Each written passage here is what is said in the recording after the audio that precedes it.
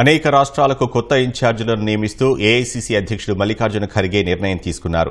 ఎన్నికల్లో వరుస ఎదురుదెబ్బలు తగులుతున్న నేపథ్యంలో సంస్థాగతంగా అనుభవం ఉన్న సీనియర్లను రాష్ట్రాలకు ఇన్ఛార్జీలుగా నియమిస్తూ ఖర్గే పునర్వ్యవస్థీకరణ చేపట్టారు.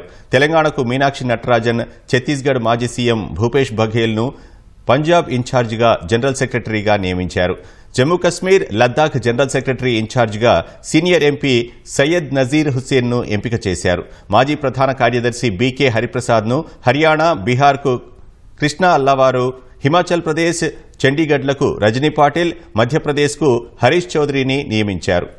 తమిళనాడు, పుదుచ్చేరికి గిరీష్ చోడంకర్ ఇన్ఛార్జిగా ఎన్నికయ్యారు.